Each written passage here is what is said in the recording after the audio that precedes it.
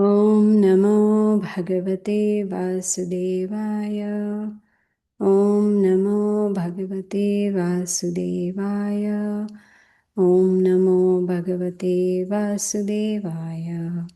Narayanam Namaskritya Naram Chaiva Narottamam Devim Saraswatim Vyasam Tato Jayamudirayet नष्टप्रायेषु अभद्रेषु नित्यं भगवतः सेवया भगवति उत्तमश्लोके भक्तिर्भवति नैष्टिके. We are continuing with Srimad Bhagavatam, Canto 1, Creation, Chapter 7, The Son of Drona Punished, text number 1. Shaunaka Uvacha Nirgate Narade Sutta Bhagavan Badarayanaha Shrutavamstad Abhipretam Tataha Kim Akarod Vibhuhu. Translation by Srila Prabhupada. Rishi Shaunaka asked, O Sutta, the great and transcendently powerful Vyasadeva heard everything from Sri Narad Muni. So after Narada's departure, what did Vyasadeva do? Om Ajnanatimirandasya Jnananjana Shalakaya Chakshurunmalitam Yena Tasmai Shri Gurave Namaha. So in this chapter, we are going to see how Arjuna punishes son of Dronacharya, that is Ashwathama. So this chapter, actually talks about what happened after the Kurukshetra war was over. If you remember, we heard about the Pandavas and the Kauravas fighting in the Mahabharat war in Kurukshetra. So it is going to focus on justice, forgiveness, and also religion, which is dharma. So from this chapter, basically, we will learn how one should be compassionate and forgiving at the same time, even in difficult times. We all go through difficult times one time or another, Maybe there are more difficult times than easy times. But then from this chapter, from the nature of Draupadi, we will see how one should be compassionate as well as same time be forgiving. See what happens if someone does wrong to us, whether verbally, physically, mentally, in whatever way it is. But sometimes we say, oh, I forgive you, but we don't forget. We always remember, it's there in our mind. Oh, so and so said this to me or did this to me, etc., etc. But here we will see Draupadi, she is, being so compassionate that she's forgiving and she's not keeping it in her heart that, oh, in the future I'm going to take revenge from this person. No. So we'll see in this chapter how, the actions of Ashwathama, who was the son of Dronacharya, and if you remember, Dronacharya was the teacher of Arjuna, the one who taught him military science.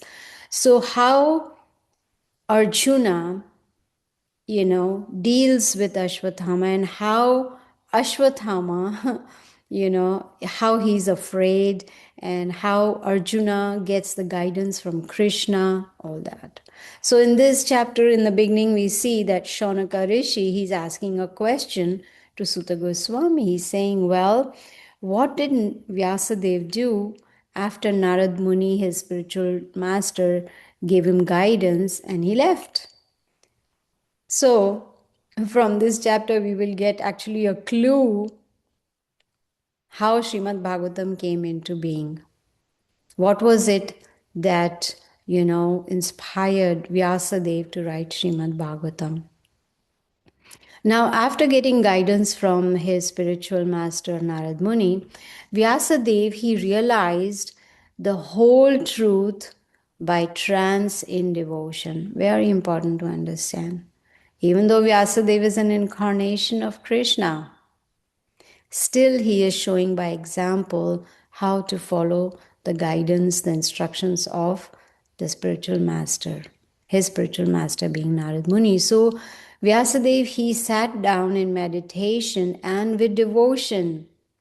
It's not just he sat down mechanically to do some meditation. No, he realized the whole truth, even though he knew it. But here it's saying he realized. He could see the future. Why? Because incarnation of the Supreme Lord. He could see that Kali Yuga is approaching and how the people in Kali Yuga are going to be misguided, unlucky, unfortunate, quarrelsome, lazy. So many disqualifications.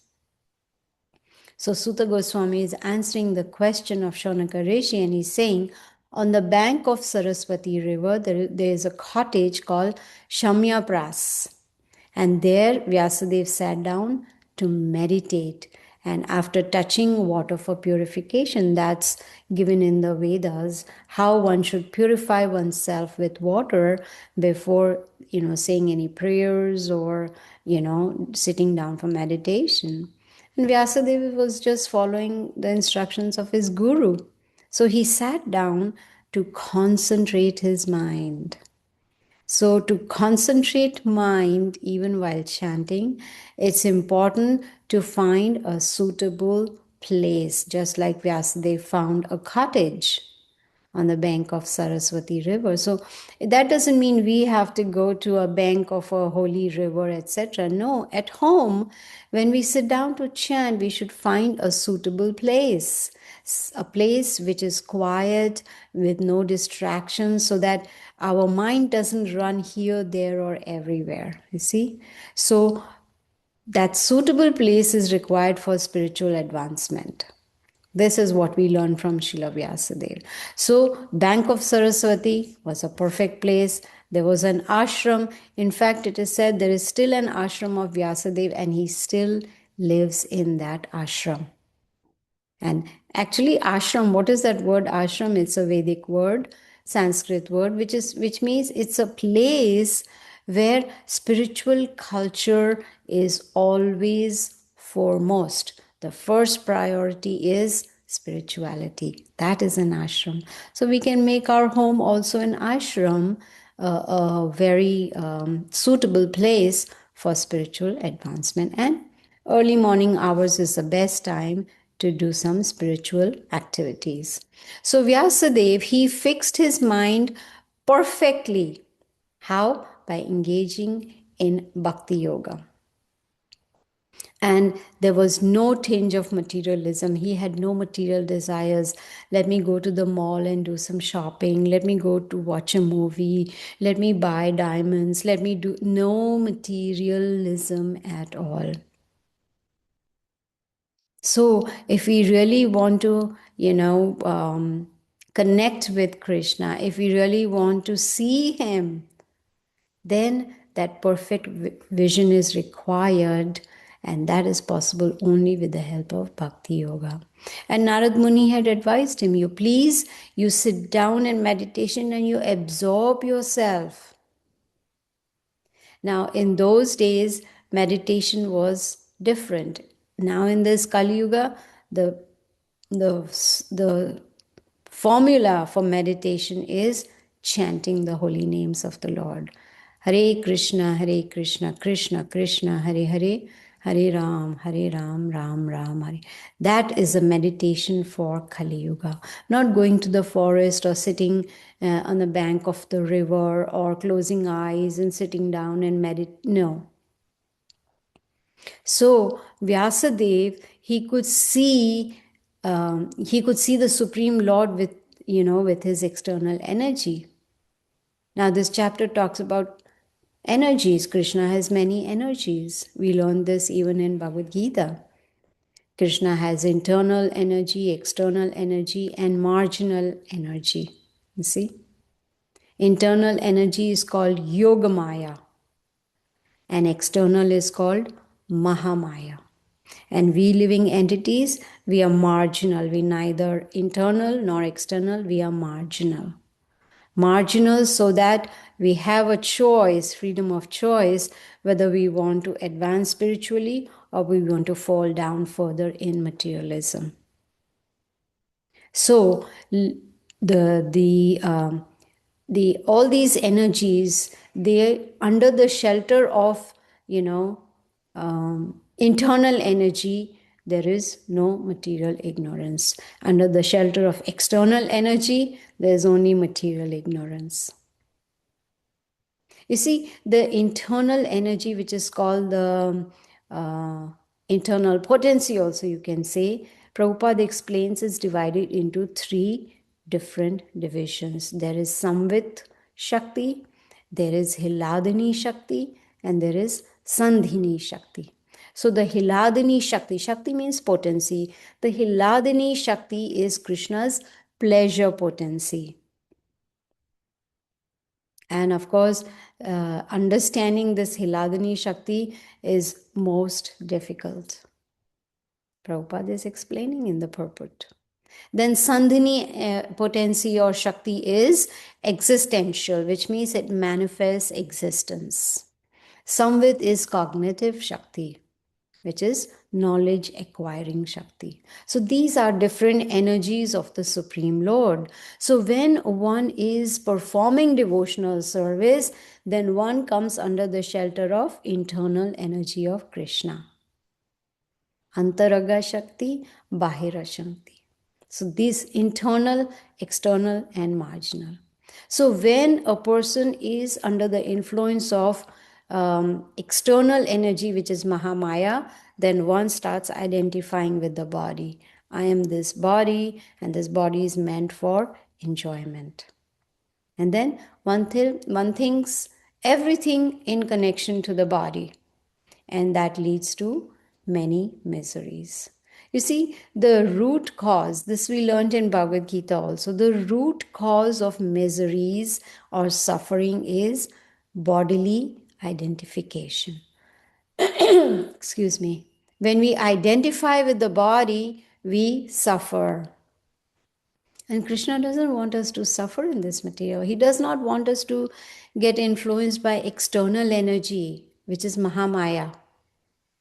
And Mahamaya, which is also another word, is illusion. Maya means illusion, that which is not. And Mahamaya is aware of Krishna's desire. It is her job to keep us forgetting Krishna all the time. That's the job of Maya. If I want to forget Krishna, she will help. That's her job, to keep me in illusion. But the job of a human being is to come out of illusion, come into light, which is knowledge. And why is she doing this job? Because Krishna has given her this job. It is necessary to reform all conditioned souls. You see? Krishna does not interfere with our minute independence that we have, but she is doing this thankless job of keeping us in illusion because we want to be in that situation. In the Bhagavad Gita, we learned a very beautiful verse, Devi hi esha gunamai mama maya duratyaya. Krishna says this Maya, very difficult to overcome, but it is possible through Bhakti Yoga. If we chant every day, very clearly, attentively in the morning, then we will see the difference. You see, Krishna is there in everyone's heart as Super Soul. He is there to guide us. Inside, He is the Super Soul guiding us. Internally, externally, He is guiding us through a bona fide spiritual master. So we see in this chapter, Vyasadeva realizes that he recognizes our disease, which is Maya, that we are under the influence of Maya. He understood. And that is happening because most have forgotten Krishna. So he also could find the cure for the disease.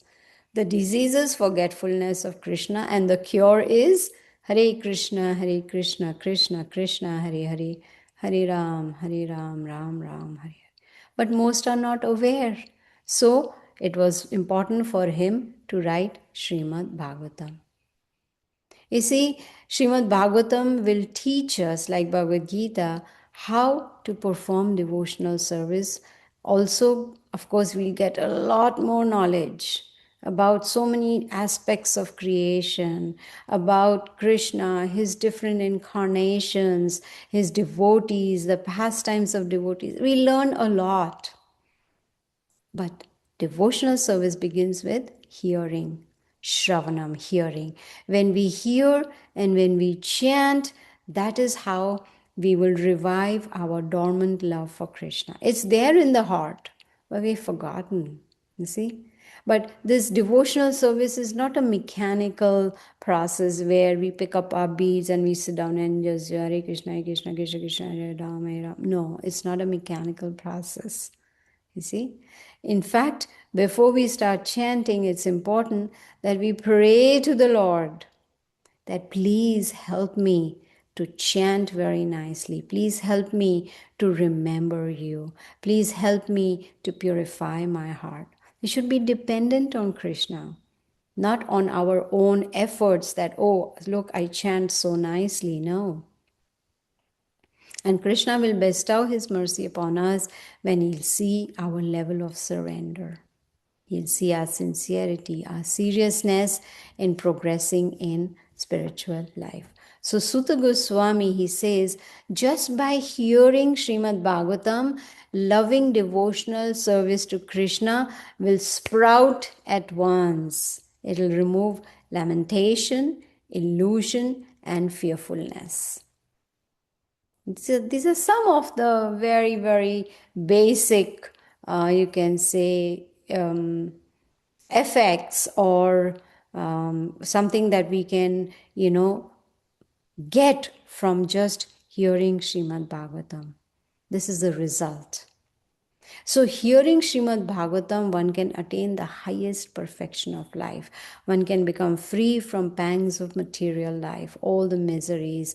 You see, most people, they are lamenting, they are suffering, they are in misery, they are in illusion. But just by hearing Srimad Bhagavatam, loving devotional service will begin and we will start progressing on the spiritual path. Once we hear, then there'll be a desire to chant. You see? Because hearing connects us, hearing especially Srimad Bhagavatam, connects us with Krishna, the Supreme Lord. You see? So Srimad Bhagavatam, in fact, in one of the purports, where Sutta Goswami says that Vyasadeva, he compiled the Srimad Bhagavatam and he taught it to his son Shukadev Goswami. Now, Shukadev Goswami was already engaged in self-realization. He was already self-realized and he was actually a liberated person even from birth. As soon as he came out of the womb of his mother, he was self-realized and he left home. So from this we can understand that Srimad Bhagavatam was compiled before Parikshit Maharaj died. Because otherwise how Parikshit Maharaj would have heard Srimad Bhagavatam from Shukadev Goswami. So after Krishna's disappearance from this earthly planet, Mahabharat was compiled, and of course after that Srimad Bhagavatam was compiled. And Puranas, they were compiled before Mahabharata. So first Puranas, then Mahabharata, and then Srimad Bhagavatam. So Shaunaka Rishi is, wanting to know from Sutta Goswami that Shukadev Goswami was already self-realized. He calls him Atma Ram. Atma means soul and Aram means pleasure. So one who takes pleasure in self, is an Atma Ram. Is completely satisfied, doesn't need anybody to get any pleasure or any satisfaction. He takes pleasure in self. So Shaunaka is saying that Shukadev Goswami was already pleased with his own self. So why did he take the trouble to study Srimad Bhagavatam? See, he already had pleasure in his own self. He did not look for pleasure elsewhere. See, everyone is looking for pleasure, right? But most don't know where to find pleasure. They are only thinking of pleasure for the body. Everybody forgets about pleasure of the soul. So, Shukadev Goswami, he wanted to study Srimad Bhagavatam, although he had already heard from his father, Vyasadeva, while Shukadev Goswami was in the womb of his mother. But he wanted to study it again because it's a postgraduate study. So from this we can see Srimad Bhagavatam is for everyone. So even if a person is an Atmaram, fully satisfied, he also has a desire to hear Srimad Bhagavatam so that he can render devotional service to Krishna. You see, Krishna possesses many, many unlimited transcendental qualities that attract even liberated people like Atmaram, like Shukadev Goswami. So, an Atmaram, a self satisfied person, renders devotional service to Krishna for pleasure of Krishna, not for self. That I want to get pleasure by chanting, I want to get pleasure by hearing. No, that is called satisfying Krishna's senses, and that is also known as unalloyed devotion. No desire for personal enjoyment, it's only for the pleasure of Krishna. See? So, this transcendental devotional service is called sadhana bhakti, and this sadhana bhakti gradually matures into love for Krishna. So, Shukadev Goswami, he was very attracted to the transcendental pastimes of Krishna. You see, he was transcendently powerful, very dear to other people like devotees. He was liberated even before his birth. Vyasadeva knew that as soon as my son comes out, he's going to go away. So he let Shukadev Goswami, his son, hear Srimad Bhagavatam while he was in the womb of his mother. So by the mercy of Narad Muni, Vyasadeva narrated Srimad Bhagavatam. By the mercy of Vyasadeva, Shukadev Goswami was able to grasp the import of Srimad Bhagavatam. So understanding Srimad Bhagavatam is not just by speaking or hearing. We need the mercy of a spiritual master. We need the mercy of Krishna to understand. So Sutta Goswami says, now I shall begin the narration of Krishna, his birth, his activities, his deliverance of Parikshit Maharaj, and the renunciation of Pandavas. In fact, Srila Prabhupada says Srimad Bhagavatam is called Bhagavad Puran because it gives us knowledge about the activities, transcendental activities of Krishna, which is, by the way, not history. We should not say, oh, it's history. No, Krishna appeared 5,000 years ago on this earthly planet. So Sutta Goswami is saying, after Mahabharat war, most people died in that war, except few. And Duryodhana, he fell down lamenting. His spine was broken because he was beaten up really badly by Bhima, one of the Pandavas. So he was lying there. So when Duryodhana's friend Ashwathama, who is the son of Dronacharya, when he saw that condition of his friend Duryodhana, he got very upset. And so he wanted to take revenge. Also, he wanted to take revenge because his father Dronacharya was killed. So what did Ashwathama do? He killed the 4 sons of Draupadi that were sleeping. They were, sons of Pandavas. They were sleeping and he killed them while they were asleep. That's very sinful. It is said in the Vedas that those who are innocent, those who are defenseless, those who are children, and those who are sleeping, they should not be killed.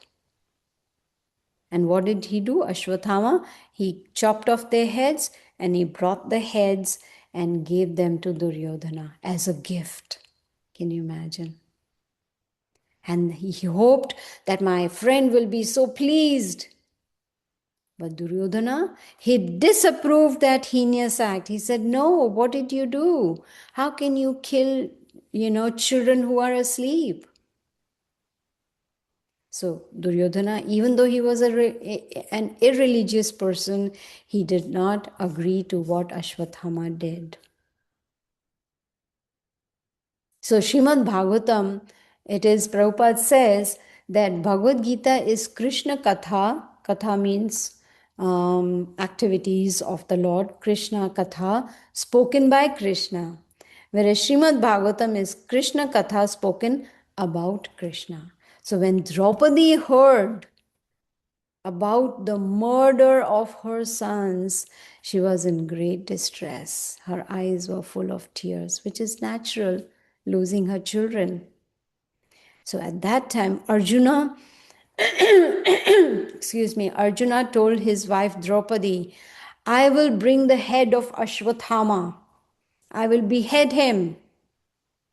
And then when I bring his head to you, then you can wipe your tears, and then you can cremate our sons, and then you can bathe yourself. While standing on the head of Ashwathama, you can bathe yourselves. Srila Prabhupada in the purport explains, just like Ashwathama was considered an aggressor because he had killed sleeping children.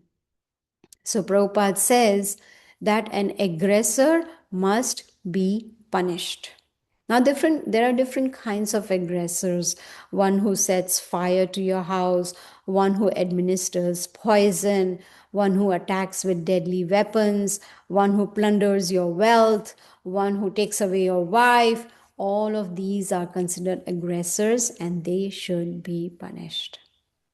Now, Ashwathama, as I said, was the son of a Brahmana, Dronacharya, who was the teacher of Arjuna. He was learned, but his act was like a butcher. So, after pacifying Draupadi, Arjuna, he dressed himself in the armor and he was furious. He took the weapons and he set out to follow Ashwathama. When Ashwathama saw Arjuna coming, he fled in panic. He wanted to save his life. You see? Ashwathama saw that, okay, he is running, Arjuna is behind him running, and he noticed that his horses were tired. And he knew there is no way to save himself.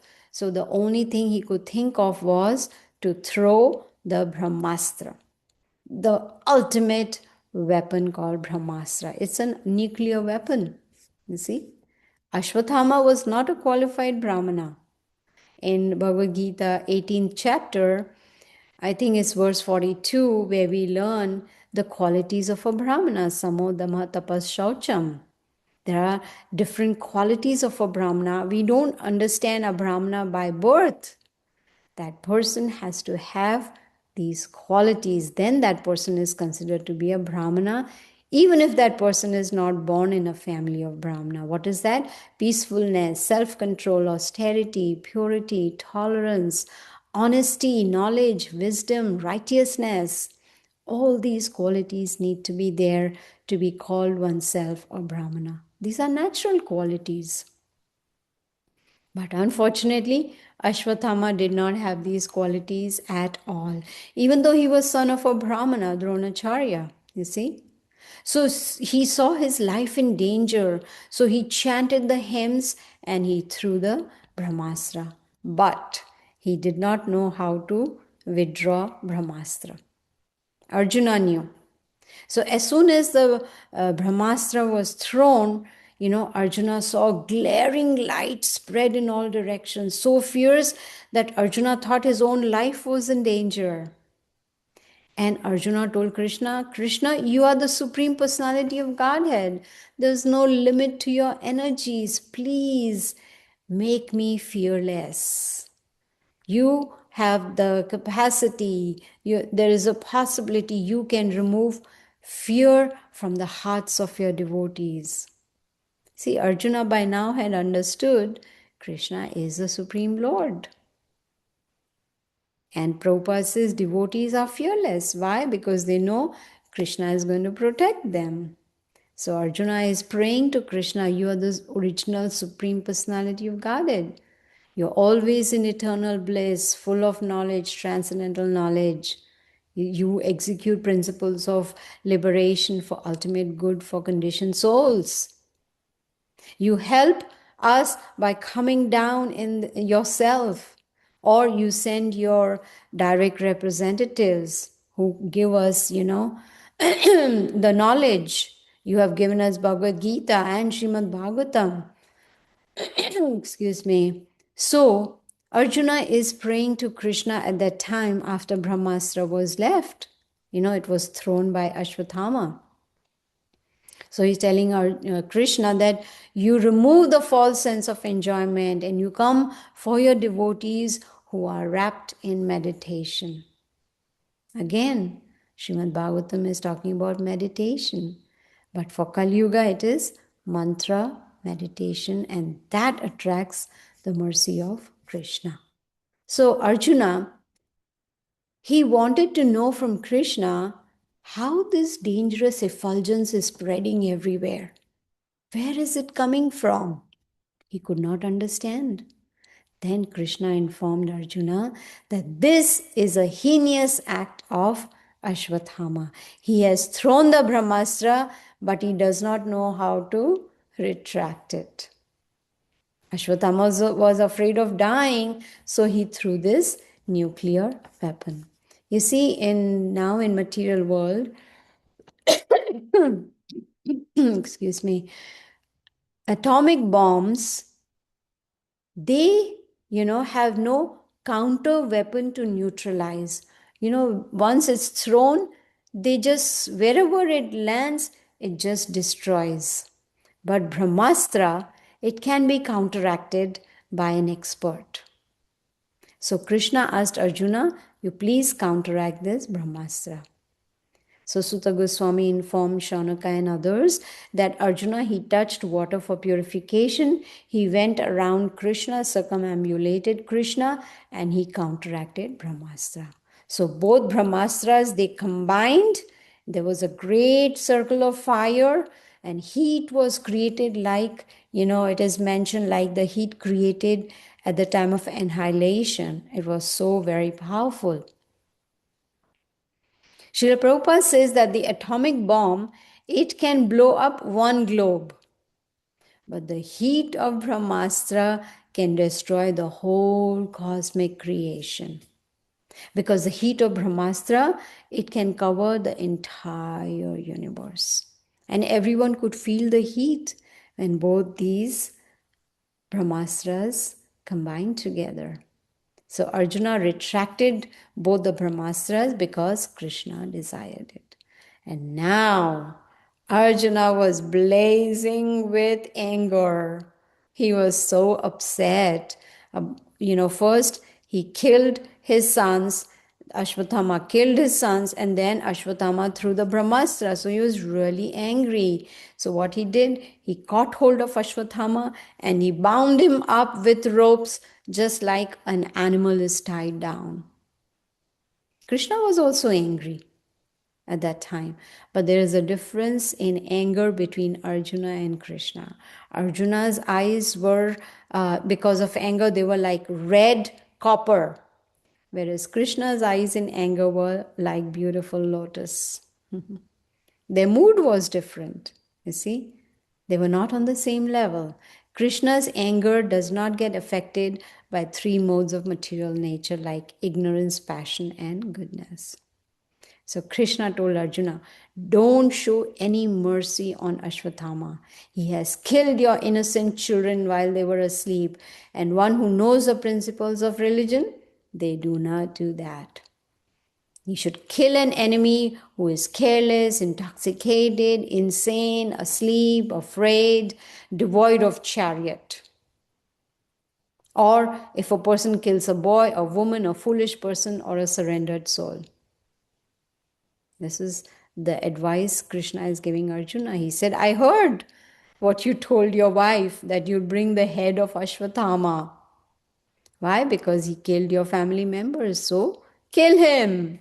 Krishna is telling Arjuna, you kill Ashwatthama. So Sutta Goswami says Krishna was testing Arjuna in religion. He wanted to see, is, after hearing Bhagavad Gita, is Arjuna in full knowledge? Does he know what is religion and what is irreligion? So he encouraged Arjuna to kill Ashwathama. Arjuna did not want to kill Ashwathama. Even though Ashwathama had killed his own sons, he did not want to kill the son of his teacher. Ashwathama, as I said, was the son of Dronacharya, and Dronacharya was the spiritual teacher, who taught him military science. So he knew, this is the son of my guru. You see? So Krishna was testing Arjuna's sense of duty. So Arjuna, he went to Draupadi with Ashwathama and Krishna, and Ashwathama was all tied up. And at that time, Draupadi, she was lamenting the death of her sons. And when she saw Ashwathama bound up like an animal, she did not like it. She wanted to show respect to Brahmana because Ashwathama was son of a Brahmana. Prabhupada says, she was naturally good and well behaved. Even though here was the murderer of her own sons, still she showed him respect. That is the mild nature of a woman. She could not tolerate to see Ashwathama tied up like an animal. She did not like it. She said, release him. He's a Brahmana. He's our spiritual master. So you see, because Ashwathama was son of Dronacharya Brahmana, she wanted to show respect even to Ashwathama. You see, a devotee of Krishna tolerates all tribulations personally. Whatever miseries they get, they tolerate. But they are never unkind to others, even to an enemy. This is the quality of a pure devotee. So she reminded Arjuna that you had learned your military science from his father Dronacharya. And that military science is called Dhanurveda. It is also a part of Veda. You see, we in this material world are also dependent on military weapons, but throwing arrows with Vedic hymns is more effective because the arrows, they are controlled by sound. And it would pierce only the target just by sound without even seeing the object. That is the power of Vedic hymns. So Draupadi, he's telling Arjuna, your teacher is still existing in the form of his son Ashwathama. Ashwathama is a representative of his father. And his wife, Ashwathama's mother or Drona's wife, Kripi, she did not undergo sati with Drona. So in olden days, there was this you can call it a ritual that, which is called sati, where when the husband dies, the wife also, sits in that fire and, dies also with her husband. So here, when Dronacharya was being cremated, Kripi, his wife, did not accept sati at that time. Why? Because her son Ashwathama was still alive. So killing Ashwathama, she said, is like killing Dronacharya. And Draupadi, she was against killing of Ashwathama. You see? He said, just like I am suffering because of the loss of my children, I don't want Kripi, the mother of Ashwathama, to suffer like me. Because when her son dies, she will also suffer like I am suffering. So we should not cause grief to family members and those who are always respectful and worshipful. So she said, I don't want to make Kripi cry like I am crying because of the death of my sons. So Draupadi, she understood the grief of a mother, how it feels after losing the children. And so, because of her compassionate nature, she did not want another mother to suffer that same pain. She tells Arjuna that offending Brahmanas or enraging them, that rage will burn up the whole royal family, and that will bring grief upon us. This is how Prabhupada says, look at the compassion of Draupadi, that even while in such grief, she is forgiving. Even after that tragedy in her family, her sons being murdered, still she's being compassionate and forgiving at the same time. So Sutta Goswami says that at that time, Yudhishthir Maharaj, the oldest of the 5 Pandava brothers, he supported Draupadi. He said, I agree with what Draupadi is saying, because she is speaking as per the principles of religion. Her words are justified, they are glorious and merciful at the same time. And he agreed Ashwathama should be released. Now, Pandavas, because their teacher was Dronacharya, they were indebted to their guru, you see. And so, everyone who was around there, they all agreed with Draupadi. But Bhima, he was very angry. He disagreed completely and he wanted to kill Ashwathama. He said he is the culprit who killed our sleeping children.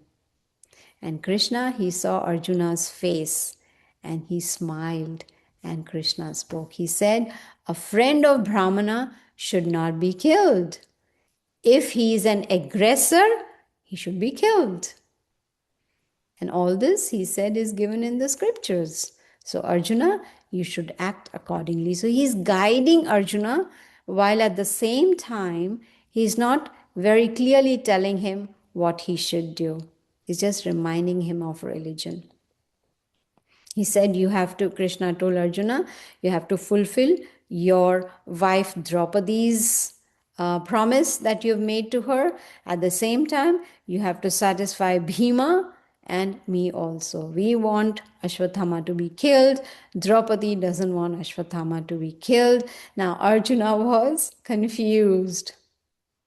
So he had to spare Ashwathama and at the same time kill him. You see? So that is called balancing justice and mercy at the same time. And Sutta Goswami says, Arjuna, he understood what Krishna's motive was. So Arjuna used his sharp intelligence and he came up with a solution. He took out his sword and he severed the hair and jewel from the head of Ashwathama. Ashwathama had a jewel on his head, and so when he, cut off the hair and removed the jewel, that is as good as cutting off his head. And at the same time, he was not really killed. His life was saved. So in other words, Arjuna stripped Ashwathama of his power, his honor, which is as good as being dead, being killed. So as soon as that jewel was removed from the head of Ashwathama, he lost all his bodily luster and he lost most of his strength and he lost the jewel also from his head. At that time, Arjuna unbound him, removed the rope and, asked him to, kind of drive him out of there. And this made Ashwathama feel very insulted and at the same time humiliated also. You see? So, proper prescribed punishments for relatives of a Brahmana is cutting hair from head, taking away the wealth, driving them away from residence. So now Pandavas and Draupadi, because they were overwhelmed with grief, they performed the proper rituals, cremation for the dead body of their children. So we can see from this chapter how, you can compare justice versus mercy. So this chapter is exploring how dharma or religion is not always about strict punishment, but balanced judgment. You see, the power and responsibility. Ashwathama misused his divine weapon like Brahmastra. You see, that shows the danger of uncontrolled anger. Just because he was very angry, he just threw a Brahmastra. And at the same time, we learn compassion from Draupadi, right? How Draupadi, she exemplifies higher moral consciousness, how compassionate she was Even though after losing her children, she showed compassion for Ashwatthama. And from this chapter, we also learn how Krishna guided Arjuna. You see, he is actually the ultimate guide in all ethical dilemmas. Whatever dilemma we may be in, just need to pray to the Supreme Lord in the heart as Paramatma. So this chapter, it emphasizes that true dharma requires wisdom, restraint, and compassion, not just vengeance. Oh, I want to take, a revenge because so and so did this to me. No. Even in victory, moral challenges should persist, you see, and guidance from Krishna is very, very essential. So, from this chapter, we learn how Draupadi was compassionate and forgiving, even though she was going through a very difficult time of losing all her children. So, this is how we will end our class. And also, I wanted to let you all know that next week